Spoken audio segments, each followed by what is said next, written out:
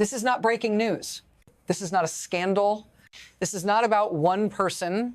This is about something quieter and far more dangerous. It's about what happens when public resources stop being neutral, when money meant for everyone starts moving like a signal. A reward here, a withdrawal there. Not because the law changed, not because Congress voted, but because loyalty was measured and disloyalty was priced. You are not supposed to notice this all at once. It's designed to feel administrative, procedural, temporary, but systems don't collapse in explosions. They collapse when rules are replaced by discretion. When the question quietly shifts from, is this allowed, to who deserves it? If you care about how power actually works now, stay with me. Because once this mechanism appears, it doesn't stay confined. What looks like a budget decision is something else entirely. And the next step is already underway. What actually controls the system right now is not law. It's leverage. Budgets become switches. Permits become pressure points. Grants stop being obligations and start behaving like favors. And once that shift happens, personalities don't matter anymore. You could swap out the name at the top and the machine would still run, because the real power isn't in making rules. It's in deciding when rules apply and to whom. That's the frame you have to hold. This is not chaos. It's not incompetence. It's a strategy that only works if it feels boring.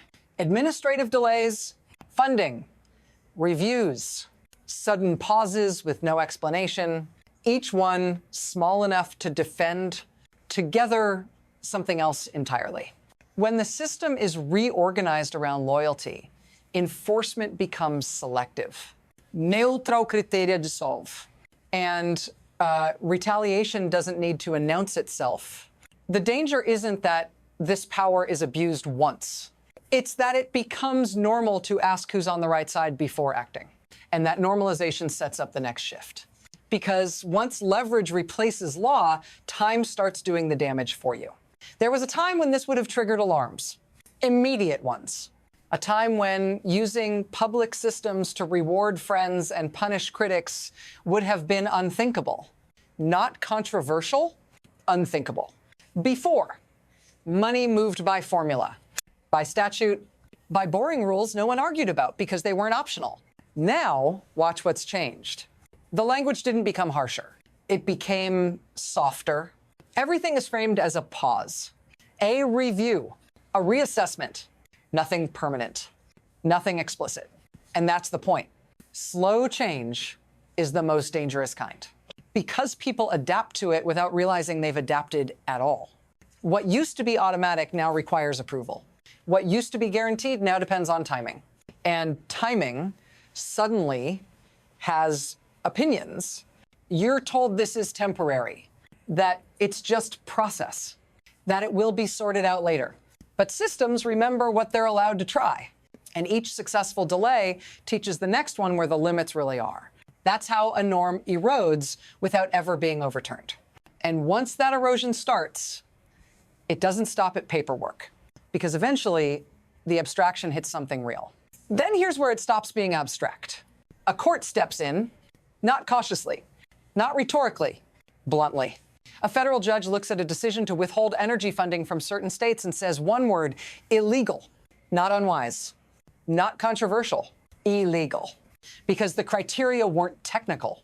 They weren't environmental, they weren't economic, they were political. Funding was kept for states that aligned, pulled from states that didn't. That's not discretion. That's punishment. Then it happens again. A major infrastructure project shut down without a statutory basis, restarted only after another court ruling. Different issue, same pattern. And suddenly the headlines pile up, not because something new happened, but because the same thing kept happening and kept getting blocked. This is important, so stay with me. These rulings aren't victories, they're symptoms. They tell us the system is being pushed hard enough that judges are no longer surprised. They're responding on instinct now. Routine rejection, automatic intervention. If you want to understand where this is going, don't look at who lost in court. Look at how often the courts are needed. Because the real story isn't the block. It's what would have happened if no one stopped it. Here's the mechanism that makes all of this possible.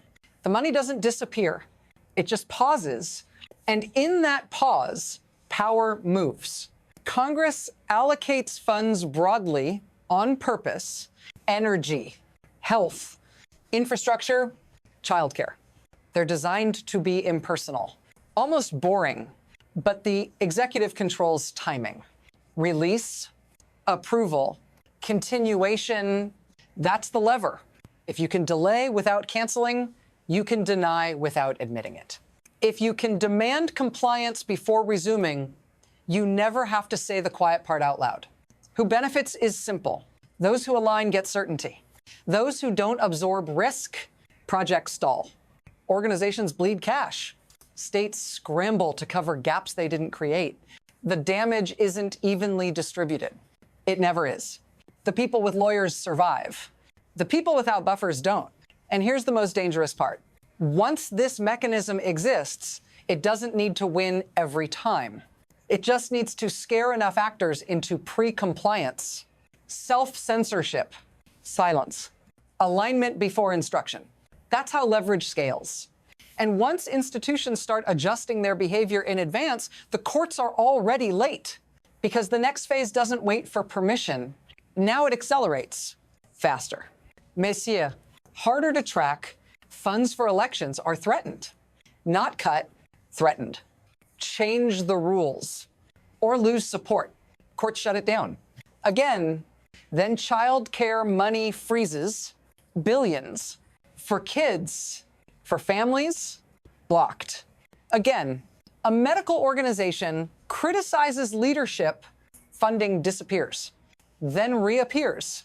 After a judge calls it retaliation, different sectors, same move. Each time, the explanation shifts. Efficiency, oversight, reevaluation, short words, soft edges. But the pattern is sharp. The goal isn't policy, it's compliance. And every time the system has to intervene, the cost rises. Not just financially. Trust erodes. Planning becomes impossible. Stability turns conditional. Here's the cliff. None of this requires success to be effective. It only requires repetition. Because even failed pressure teaches institutions to hesitate, to wait, to wonder. And hesitation is leverage. Once that sets in, the system starts doing the work itself. You don't need orders. You don't need announcements. You just need people to be afraid of what comes next. This is where it reaches you. Not abstractly, not politically, practically. When funding pauses, services don't pause cleanly. They fracture. Childcare slots disappear. Clinics delay programs. Local governments start choosing which gaps to fill and which ones to leave open. You feel it as uncertainty, as waiting, as costs you didn't plan for. And here's the part no one advertises. You're never told this is punishment. You're told it's process, review, timing, so the pressure flows downhill. Quietly, organizations stop criticizing, states stop resisting. People stop asking questions they can't afford to ask. Because when stability becomes conditional, survival becomes strategic.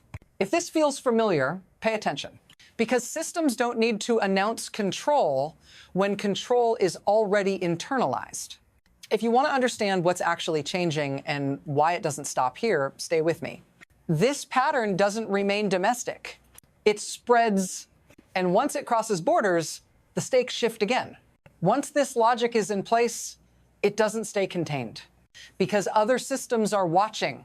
When a government starts signaling that money follows obedience, it sends a message beyond its borders to allies, to markets, to institutions that depend on predictability. International projects slow.